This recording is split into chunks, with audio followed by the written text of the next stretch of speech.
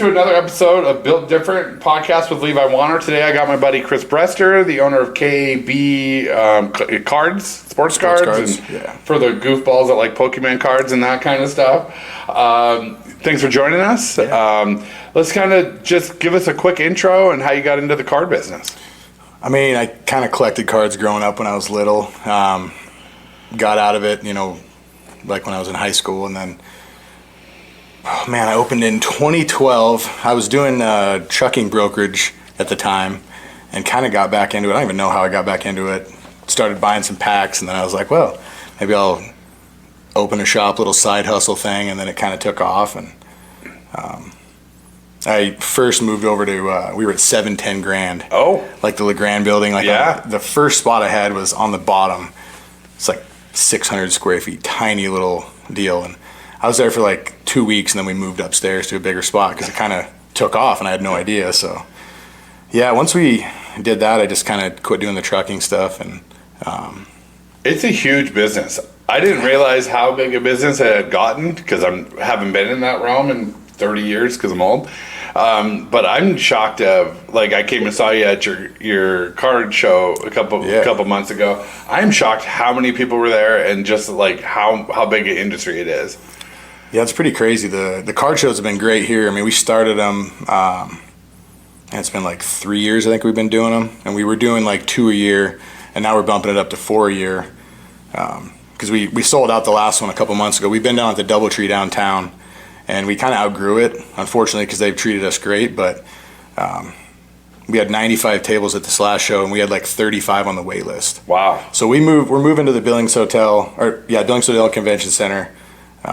That's going to be September 5th. Fantastic. And we'll have probably 120 tables for that one. Wow. So, yeah. Wow. So most of our listeners are building businesses or just getting started or want to build a business. So let's kind of get into the business of it. Obviously, everybody knows, buy low, sell high, but that's not always the case. What are some ways that people can kind of think of how that business works? Because I know like people rip packs or they buy and hold their packs. Kind of explain it to me like I'm a moron because I really don't know that much. So the cool thing is there's so many ways to collect, right? Some people love to rip packs. You're probably not the most profitable. It's fun, but if you're if you buy singles, that's usually the best way to spend your money. There's you can buy on eBay, you can buy at the shop, and we always have like rotating inventory for singles because I go to a lot of national shows. And then other than that, packs, we have boxes. There's all kinds of different avenues. When I buy a lot of rental houses, and I don't really buy it for the cash flow. I buy them for the appreciation value. So, and I'm a big Kobe fan. So if I come in and buy a Kobe card from you, should I expect that to appreciate if you know what you're looking at? Yeah, the basketball market, especially like Kobe and Jordan, like Kobe stuff's exploded. Yeah. I mean, it's up, 300% in like the last year. A lot of his stuff, like his autos and like the harder to find stuff. So that's what I'm personally buying right now and stock buying is a lot of Kobe stuff. I still collect my Niners and like the other fun stuff, but the Kobe market right now is just crazy. Like any of the cool basketball stuff is definitely the smart buys right now. So, and I'm kind of shocked that because like when we grew up, it was like all baseball cards. Mm-hmm. Football was you'd get a few, when you in the football season, but I was always baseball, and I think that's the way the majority was. And you get a 50-cent pack and get a shitty piece of gum. Yeah. Oh yeah. I mean, it's crazy for us here. Like for sealed product, baseball, football are easily the two biggest we sell. Basketball this last year, it seems like it's really dependent on the rookie class. In the 2019 year when Zion and Ja came up, I've never seen anything like it. Yeah. We were having people call us, from all over, like, hey, do you have any basketball in stock? And I mean, it kind of just blew up then. And that's a good point. So, like, if you're looking at, like, when Cooper came out, and, like, you kind of see that coming ahead. So you're buying whatever you can because you think there's going to be a superstar. Yeah, like the Wemby class was great. And that class last year, it looks like it's going to be, you can have like 5 or 6 stars, which is crazy. So I think this next year's class is going to be good too. So So that's funny. So yeah, a guy like me that watches a ton of NCAA basketball, you're watching and kind of grading what's kind of come out. Oh yeah. You kind of know like who's the lottery guys, who's going to be the number one pick. And yeah. Baseball will probably be harder because with the farm systems and all that kind of stuff. Baseball's a total like. It's crazy when you collect baseball because there's like the prospecting side, and then you're collecting the guys that are in the game right now. Yeah. And the Hall of Famers. So like the prospecting side, you can make a lot of money on it, but you can also get burned if you're holding. Oh yeah. Because you just never know. A lot of these guys are getting their first cards when they're 16, 17 years old. For sure. And we don't know what they're going to be like. Do they sell just like rookie sets? Yeah, so they do like a factory like box set. Yeah. So like Base Tops has like Series 1, Series 2, and it'll come out, it's like 600 cards. I mean, a lot of people buy them and put them away. There's not anything that's in there that's like short printed though. Right. So really with baseball, you're looking for a guy, it's like their first Bowman, which would be like their first card in their pro uni. It'll have like the first on it. And then once they get into the league, they'll have their actual first rookie card. So it's kind of a crapshoot. Yeah, it's kind of cool with both those, but it's kind of my rule with Bowman is if a guy's already crazy hyped and his cards are really expensive, I'm gonna sell them, like sell into the hype. If they're low, like why would I sell a prospect card for $5 when we don't know what he's gonna be in 5 years? Yeah, if he comes up and tears it up, and when they get called up, you usually have like a real small window where, Jackson Holiday was one that he got called up. He was so young and he tore it up right away. His cards were through the roof. Then he went on a little cold streak, and his cards dropped dramatically. So a lot of people made a bunch of money in that small little window. But absolutely, that's fun. So when I first met Kris, we bonded because we're both lifelong Braves fans. Both of our sons have the same middle name after Andrew Jones, which is funny. And so they just called up a rookie shortstop. Yeah, Jarvis. And he's doing well. Yeah. And so we should be buying all he's kick a butt. We should be buying all his shit. It's crazy with him because he's kind of been like not say lifelong minor leaguer, but he's been in the minors for he's like 25 years old. Yeah. So, but I mean, right now we'll take whatever we can get. I still think they might make a trade for a shortstop. Yeah. But because they traded or didn't sign our favorite guy, Dansby. Yeah, I know. I was sad. We have a dog named Dansby after him, and now he's a cub. Yeah. It's rough. When you're starting a shop, because when I was like, junior high-ish, there was one like creepy dude that owned a card shop up in the Heights, Diamond Dave. I remember going in there. I mean, yeah, and I'm a Heights kid, so we'd go in there all the time. But like you always felt a little dirty buying something from Diamond Dave. I'm sure that no girls ever went in there, but I'm guessing like you build a clientele and people will come to you based on reputation and your customer service. For sure, yeah. I think with ours, it's like, have the right product you want to have, and you want to have it priced good, because if you've got product but it's so expensive, nobody's going to buy it. And then just having like, a lot of my sports guys, we're kind of split because we do sports and we do gaming, right? I'm not big into the gaming side. I have my employees that know it really well. Yeah. The sports is what I love, but the gaming stuff sells really well, so we sell it. Oh, so, yeah, absolutely. Yeah. Yeah, the relationships probably beat the transactions. You're not trying to hit a home run. You're just trying to get a lifelong customer. For sure, yeah. I mean, we go to so many shows, and I know a lot of my guys that I know what they are looking for single-wise, so I'll bring stuff back, and I don't even put it out. I just tell them, like, hey, this is what we got, and then they'll come in, like, it's pretty easy on that front to get the good repeat customers as long as you're, having good service, I guess. Yeah, so, absolutely. Yeah. How does the market change? It changed a ton from when we were kids, when there was Tops and a few others that came out. Now there's tons of them. So I'm guessing your market changes quite a bit. Yeah, so in the last few years, we've had Tops has been around forever, right? Then Panini, Upper Deck. Those are like the big three now, but Panini's kind of fallen off. So Tops, Fanatics acquired Tops. They came out. Now they have the exclusive for MLB. They have NFL and NBA, and also now a bunch of the soccer stuff. So Panini's had soccer forever, like the World Cup stickers. In 2030 now, Topps is taking over the World Cup stuff also, which is pretty cool. So we're direct with Topps, which you couldn't. Right now, you can't even get direct. Like if you want to open a new store, they're not even taking new accounts. Okay. So, but that's great because we get the product direct from them, which is nice. We don't have to go through distributors for that kind of stuff now. So that's fun. So obviously there's risk and reward, just like every business. But like, where do you get the knowledge to, like, are you looking at websites? Are you like researching, or like eBay? Like, where's the best spots to look? Yeah, I mean, as far as like for prices, we use Card Ladder, which is a great one, and then that's for singles because that'll pull. It's a paid subscription, but you can see what stuff sells for on eBay. A lot of the auction houses tie into that, Alt, Fanatics. So then you just get, I mean, you have more info, because if you're buying stuff at the wrong prices, the wrong comps we call them, you're going to get cooked. I mean, if you're not buying smart, if a card sells consistently at $80 and you value it at 100 and then you pay 80, I mean, you're not going to make any money. Yeah. So, and then we use Wax Stat as another one, and it's pretty awesome. It ties in like a bunch of stores. You can see essentially their inventory and what they're selling sealed product for. So that's pretty cool. Then you kind of know the market, if it's a $500 box, I usually try to have it on my shelf a little under that, especially on the first wave. I want to beat any of the online stuff. But once we restock, it is what it is at that point. So.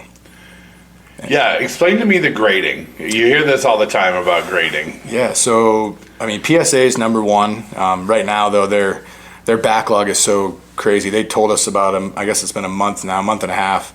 They had 10 million cards in their backlog waiting to be graded. So they sent out a thing. They're like, hey, in 5 days, we're shutting off all of the bulk and the value, so like the cheaper stuff. Because you could get stuff graded for $25 to $30. It would take like 4 months to come back, but still, it's cheaper. So they paused all that, and now the cheapest you can go with him is $80 a card. Oh, wow. But in that like 5 day span, they took in like 4.5 million more cards. So we got up to 14.5 million. Right. And I mean, for me, I love the grading side, because if you have a card that raw, we call it raw, if it's not graded, it's $100. If it's a PSA 10, it might sell for $1,000.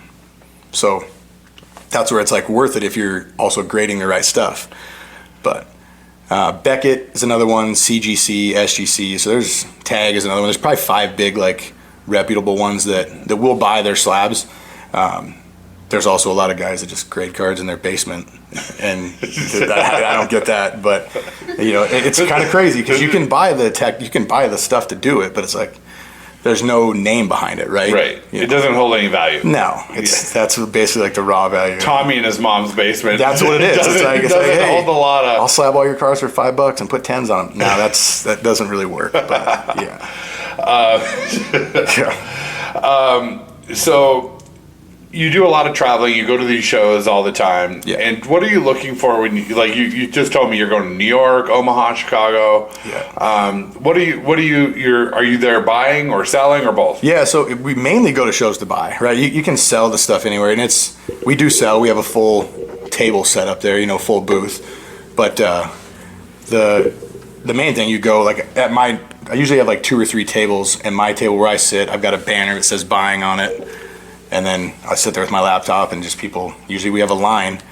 They'll bring their stuff, we'll look through it, I'll pick out what I want to buy, make them offers, and then, the goal is every show to buy inventory. Nice. So when Ashley brings her weirdo Pokemon set, you're the guy. Yeah, bring it, we'll buy it. We'll buy it. We buy every day, so, yeah. Cool, we'll do a little rapid fire. This would be kind of fun, because we're going to talk about sports probably a little more than we should. Perfect. We'll start out with, if someone were to get started, just off the bench and wanted to get started, where would you start? And you kind of just did this with me and my son, because he wanted to get into it. Yeah, I think it's kind of like, you always kind of want to like gauge like price point, where you want to be at on stuff. If you want to rip packs, you can do that. Or if I have a lot of, in the shop, we have a bunch of bins that are all separated by team. So if you want to come in and buy singles of whatever team, like $5 and under, you can dig through that stuff. We sell a ton of that stuff. I have guys that come in every week, and we always are stocking that. But then also, the crazy thing is you can spend $25 on a small box, or you can spend $5,000. Mm-hmm. I mean, it's kind of all over the place. So I think it really depends on like what budget you want to get into. And I always try to get people like, buy some singles of guys you like, and then you can rip for fun. Yeah.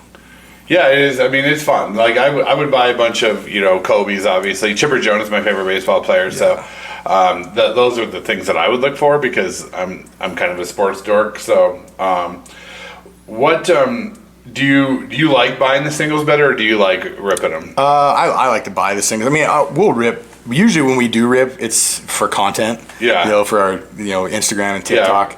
Every day my kids are there. They're like, let's rip some today. Let's rip some today. I'm like, no, I can't rip everything or I'd go broke. Right. You know, that's the way. I have a lot of customers who are like, I could not be in here every day and own this because I would rip all the stuff. I'm like, well, you wouldn't be in business long if you did that. Right. So, exactly. Yeah. What are the biggest mistakes that you're seeing people make?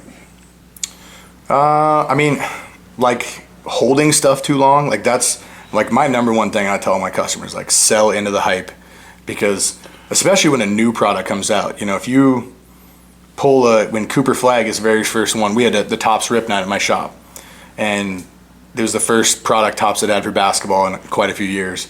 Had a guy pull the Cooper Flag auto that night, and he's like, should I send it and grade it? I'm like, no, you should put it on eBay right now. And I think he ended up getting like $1,700 for it. Wow. That card now is like $400. Oh, okay.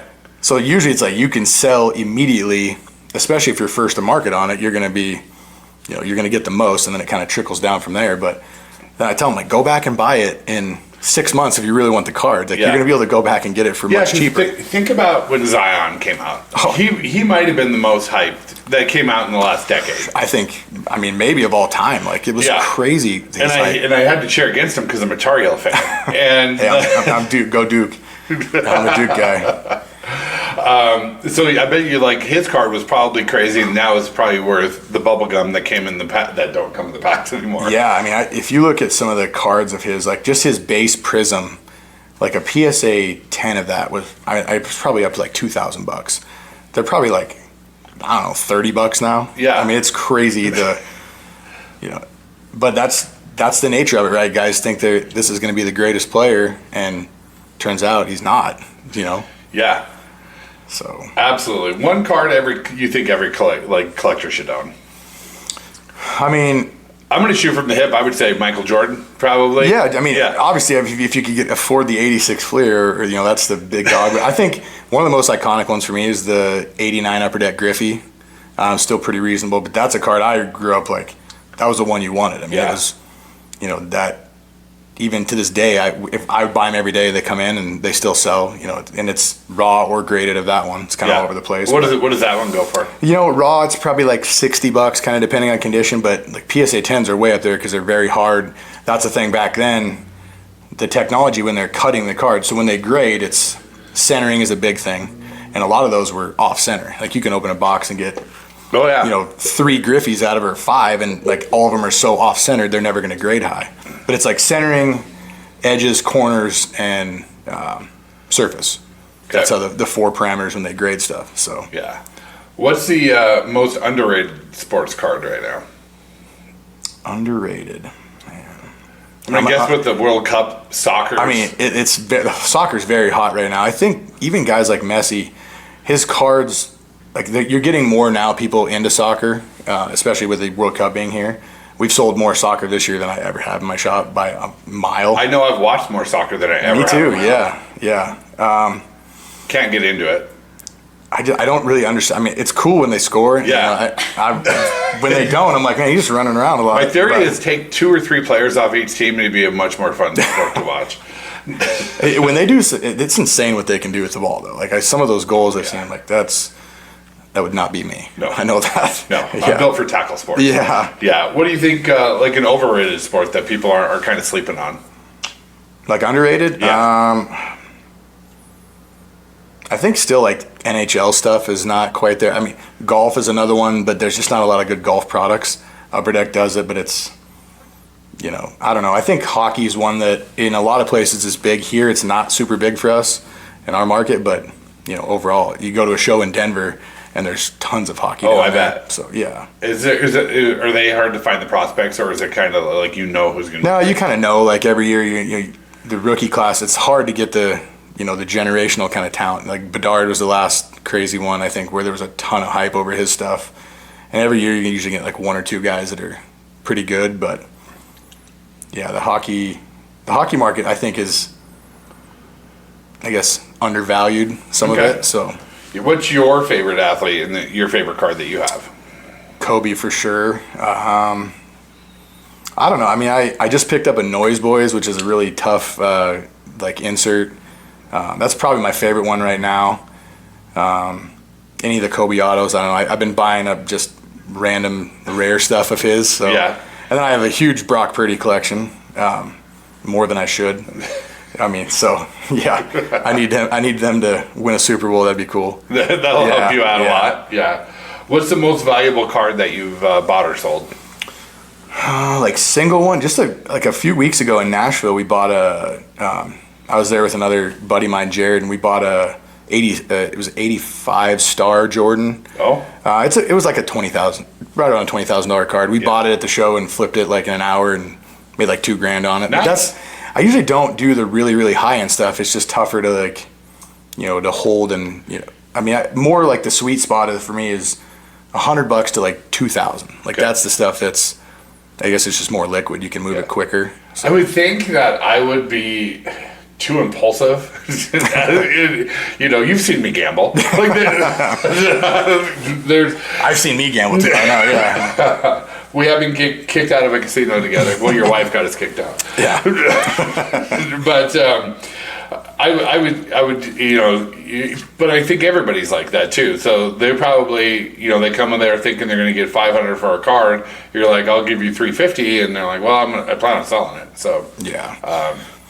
I think some people, it's kind of crazy for the dealers too. You go to a lot of these shows and you'll see cards in these dealers' cases, and they're priced at 130% of comps, and they won't work off them, and they don't sell anything. Yeah. So it's a cool show and tell, but that's not how we do it, and that's why I sell a lot when we go to the shows too, because I'll have them priced, how it's supposed to be priced. Yeah. Because I mean.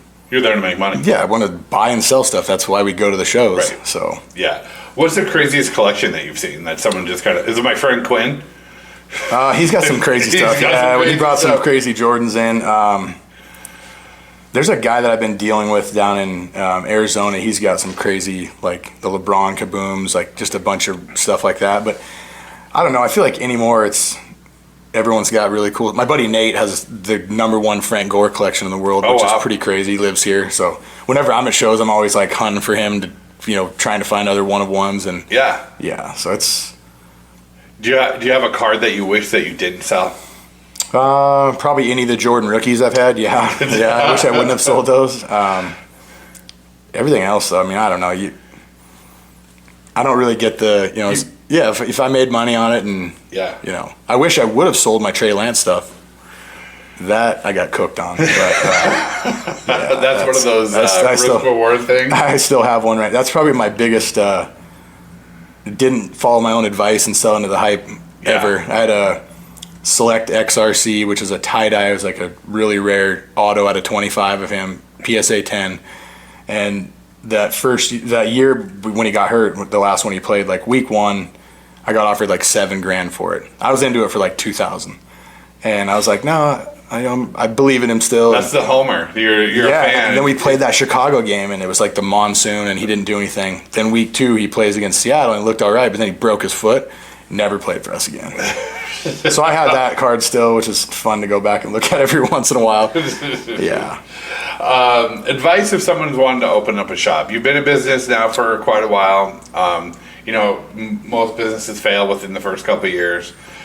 So any advice that you can give? Say just do your homework. I mean, especially in this industry, there's a lot of people that think it's going to be easy. It's not. It's a lot of hours. I love it, so it doesn't really feel like work, but the biggest thing is just being able to source your product. I mean, that's even now. I still work at that every day, trying to get enough like Pokemon and the seal. The sports stuff's great, having the Topps account, so we get cases of most everything, which is nice. But yeah, I'd say just do your homework and be smart about what you buy and sell. That's the and your travel schedule is insane. Yeah, it's fun. Yeah. You're living out of a hotel. Yeah, I've put a lot of miles on in the last year of shows. So yeah, we were just in Nashville a few weeks ago, and then we did the front row card show at the Cardinal Stadium in Arizona. That was probably my favorite show I've done. It was so cool. You're like on the field, in the stadium. You sent me a picture of it. It looks so cool. It was awesome. And now we go to New York this next week for Fanatics Fest, which will be massive. It's about 20% card show, 80% is like everything else. They're going to have a ton of athletes, celebrities there.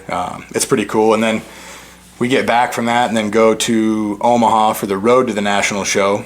And then we leave that Monday and go straight to Chicago for the national. Wow. So yeah, it'll be Omaha in the middle of summer has got to be fantastic. Yeah, it's gonna be. I bet it's gonna be pretty cool. You know.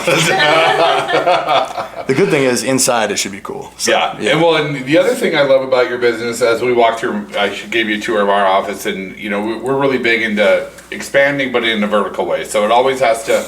Like I'm not going to go start, a car detailing business because I'm in real estate. That's what I do. So you've kind of expanded. You've made some partnerships, and you've got vending machines that sell packs all over town, and now you're expanding that. How'd you kind of get into that? That's super cool. So I looked at it a long time ago, and it was crazy expensive for the machines, and I just kind of put it on the back burner. And then Kirk Dealer reached out to me. He's been a customer and a friend for a long time, and he's like, "Hey, I found a place that'll build these. Would you be interested in doing this?" And I was like, yeah. So we started about a year ago. We bought our first 2 machines, had them here in Billings, and they did really well right away. And then we kind of expanded. We're up to 13 right now. We've got 2 in Sydney, 2 in Helena. We're in, or 1 in Helena, 2 in Missoula. We've got a bunch right here in the Billings area, which is good. We've got them in the malls. But now we're going to go, going to Great Falls. And then we're actually going to start going out of state. So we're going to do North Dakota, I think probably 3 spots there. And then, probably within next year, the mall out of Missoula, they've got 70 nationwide. And wow. I don't know if we probably won't get to 70, but we're going to definitely put them in a lot of their spots. That's when you get it and you're like, holy shit, how am I going to pull this off? The biggest thing for me is like just finding enough product for this. That's like my daily thing now. I'm like, all right, I need to buy more sealed Pokemon and, it's a lot of machines. What sells best in those? The kids going to buy Pokemon? In the malls, Pokemon's crazy, yeah. But we have a lot of them. We have them in like sports bars where that's still, Diamond X, right? Yeah. There's kids in there. There's also families.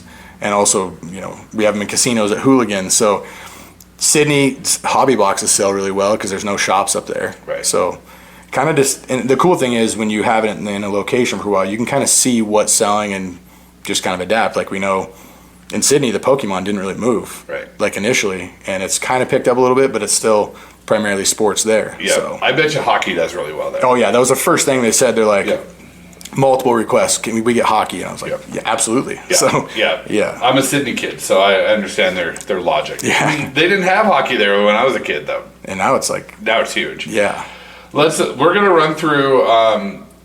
So some little bit of rapid fire, what you like better, and if it's either a card or if you like this athlete personally better, or what you think. Okay. So when you're buying football or baseball for cards, I probably prefer football. Yeah. To buy. And you like to watch football better than baseball? I mean, I don't know. I love my Niners and my Braves, so I watch. Well, I think probably football, I guess, but I watch a ton of Braves games too. So. I mean, it's sucking right now. Yeah, we bet it's been a hot start, but now it's been rough for a little bit.